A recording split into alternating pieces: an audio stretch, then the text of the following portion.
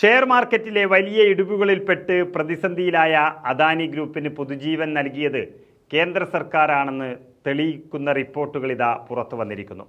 പരിസ്ഥിതി മന്ത്രാലയത്തിൻ്റെ എതിർപ്പിനെ മറികടന്നുകൊണ്ടാണ് ലേലത്തിന് തുറന്ന നിബിഡ വനത്തിനുള്ളിലെ കൽക്കരി സമ്പന്നമായ ഒരു ഖനി ബ്ലോക്ക് അദാനി ഗ്രൂപ്പിന് ചുളുവിലേക്ക് ലഭിച്ചിരിക്കുന്നത്.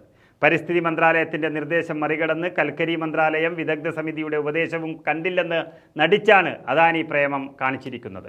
മധ്യപ്രദേശിലെ മാറാമഹാൻ കൽക്കരി ബ്ലോക്കാണ് ഖനനത്തിനായി അദാനിക്ക് യഥേഷ്ടം തുറന്നുകൊടുത്തിരിക്കുന്നത് കേന്ദ്ര സർക്കാർ. 2021 കൽക്കരി ക്ഷാമം ചൂണ്ടിക്കാട്ടി ഒരു ലോബി ഗ്രൂപ്പ് കൽക്കരി മന്ത്രാലയത്തെ സമീപിച്ചിരുന്നു. കൽക്കരി ഈ രാജ്യത്ത് ലഭ്യമല്ലെന്ന് ചൂണ്ടിക്കാട്ടിയാണ് അദാനി ഗ്രൂപ്പിന് കേന്ദ്ര സർക്കാർ ഈ സൗജന്യം ചെയ്ത് നൽകിയത്. എന്നാൽ ആവശ്യത്തിന് കൽക്കരി ഉണ്ടായിരുന്നുവെന്ന് 2021 ഡിസംബറിൽ കൽക്കരി മന്ത്രാലയം പാർലമെന്റിൽ റിപ്പോർട്ട് സമർപ്പിച്ചതാണ്. അതുകൊണ്ട് തന്നെ ഈ കച്ചവടം അദാനിക്ക് ലാഭമുണ്ടാക്കി കൊടുക്കുന്നതിന് വേണ്ടി കേന്ദ്ര സർക്കാരും മോദിയും ചെയ്തു കൊടുത്തതാണെന്ന് പകൽ പോലെ വ്യക്തമായിരിക്കുന്നു. കനത്ത മഴയും റെയിൽവേ റേക്കുകളുടെ കുറവും വൈദ്യുതി നിലയങ്ങളിലെ സ്റ്റോക്ക് കുറയുന്നതിലേക്ക് നയിക്കുമോ എന്നൊരാശങ്ക നിലവിലുണ്ടെന്നും കേന്ദ്ര സർക്കാർ വാദിക്കുന്നുണ്ട്.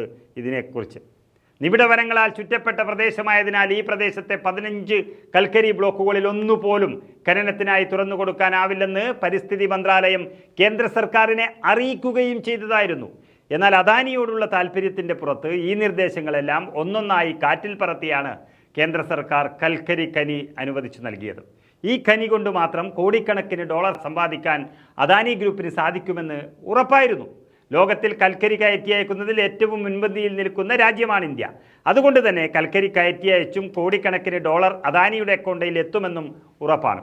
രാജ്യത്തിൻ്റെ പൊതുസ്വത്താണ് ഇത്തരത്തിൽ കേന്ദ്ര സർക്കാരിൻ്റെ സഹായത്തോടെ കൊള്ളയടിക്കപ്പെട്ടിരിക്കുന്നത്. ഓരോ പൗരനും കിട്ടേണ്ട ഗുണഫലമാണ് ഒരു കമ്പനിയുടെ അക്കൗണ്ടിലേക്ക് മാത്രം, ഒരാൾക്ക് വേണ്ടി മാത്രം മാറ്റപ്പെടുന്നത്.